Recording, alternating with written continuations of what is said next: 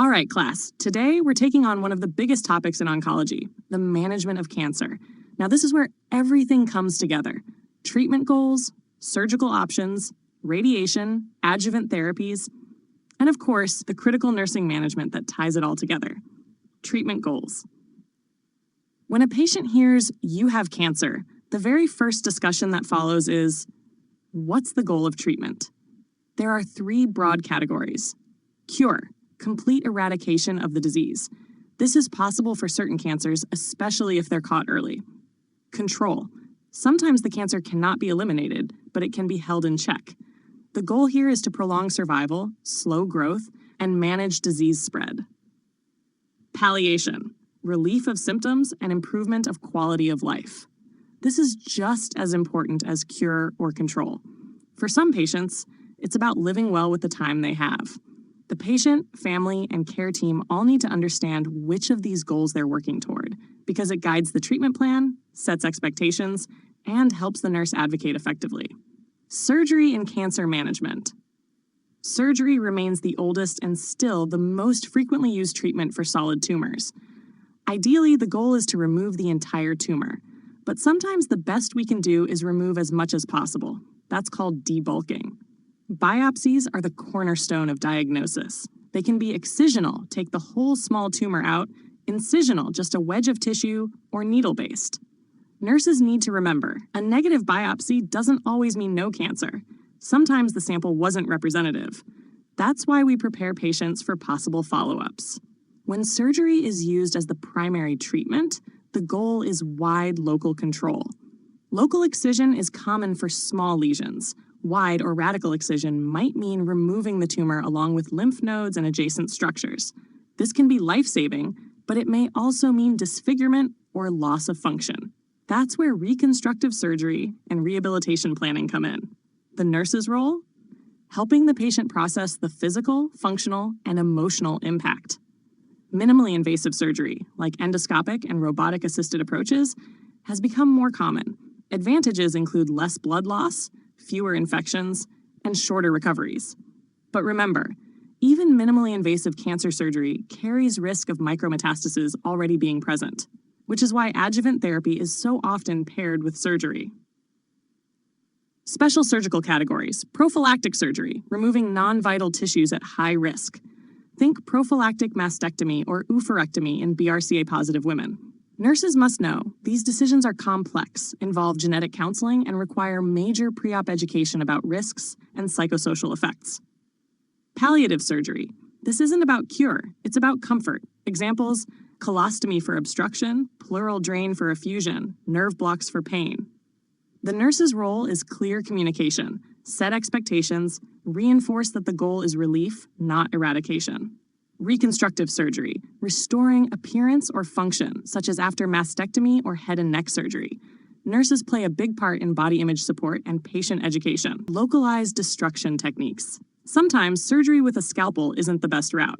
Other local approaches include cryoablation, freezing tissue with liquid nitrogen, laser therapy, precise vaporization of cancer cells, photodynamic therapy, IV light sensitizer plus laser light to kill tumor cells, radiofrequency ablation, localized heat to destroy cells, often used in liver tumors.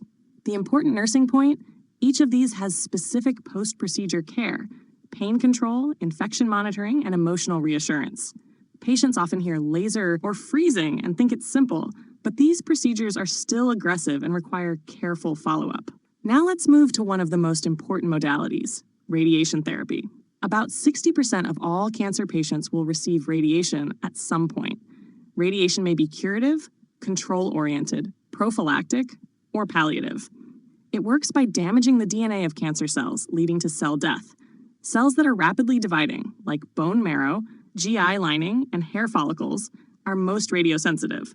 Muscle, cartilage, and nervous tissue are more resistant. Fractionation is key. Instead of one massive dose, radiation is delivered in small daily doses to allow healthy tissue recovery and maximize tumor kill. Nurses need to be able to explain to patients why treatment stretches over weeks. It's not inefficiency, it's science. External beam radiation, EBRT. This is the most common form. Modern advances like IMRT, IGRT, stereotactic body radiotherapy, SBRT, and proton therapy allow precise targeting, higher tumor doses, and less damage to healthy tissue. Nurses don't need to know the engineering, but you must understand what these terms mean so you can explain them in plain language to patients. Internal radiation, brachytherapy, radioactive sources placed directly into or near the tumor. Think seeds, rods, ribbons, or catheters. HDR, high dose rate, may be outpatient. LDR, low dose rate, often requires inpatient isolation. Nursing care with brachytherapy, private room, radiation safety signs posted. Time, distance, shielding. Staff must minimize exposure. No pregnant caregivers or visitors. Visitors limited to 30 minutes, at least 6 feet away. Educate the patient. Precautions are about safety, not punishment.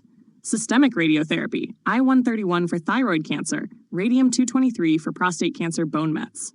Nurses need to know special handling instructions for body fluids because excretions may remain radioactive for a time. Radiation toxicities. This is where nursing care is critical. Skin, alopecia, erythema, dry or moist desquamation. Nurses assess daily, recommend gentle cleansing, avoid perfumes, lotions unless approved, encourage loose clothing, and monitor for infection.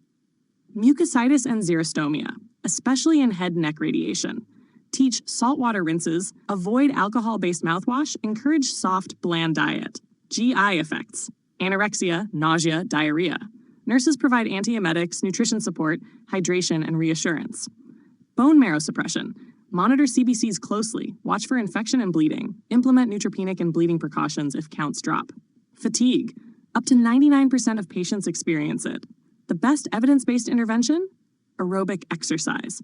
Nurses should encourage walking, stationary cycling, or light activity as tolerated. Late effects, fibrosis, strictures, cognitive changes, sexual dysfunction.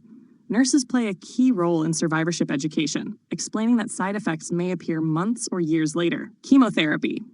Chemotherapy uses cytotoxic drugs to target rapidly dividing cells systemically. It can be primary treatment, neoadjuvant, or adjuvant. The nursing focus is profound. Safe handling. Chemo is hazardous. Nurses must wear PPE, use closed systems, and dispose of waste correctly. Side effects. Chemo doesn't discriminate. It hits hair follicles, GI lining, bone marrow. Nurses must anticipate alopecia, stomatitis, mucositis, nausea, vomiting, diarrhea or constipation, myelosuppression, and reproductive toxicity. Lab monitoring. CBC before each cycle, renal and hepatic function. Dose adjustments are often based on these labs. Nurses must check before administering. Extravasation. Vesicant drugs can cause severe tissue damage. Know which drugs are vesicants, monitor IV sites closely, and know your institution's protocol for extravasation management. Neutropenia precautions. Private room if ANC 500, strict hand hygiene, no fresh flowers or raw produce, monitor temp vigilantly. Patient education. Reinforce hydration, nutrition, infection prevention, contraception if appropriate, and when to call the provider. Nursing role across modalities. No matter the treatment, the nurse is the patient's advocate, educator, and protector. Nurses, translate medical jargon into plain language. Prepare patients and families for procedures and side effects. Anticipate complications and intervene early. Coordinate care between surgery, radiation, chemotherapy, and supportive services. Provide emotional support, especially when the goals shift from cure to palliation. Cancer treatment is not just about killing cells, it's about treating the whole person. And nurses are the ones who carry that mission from start to finish.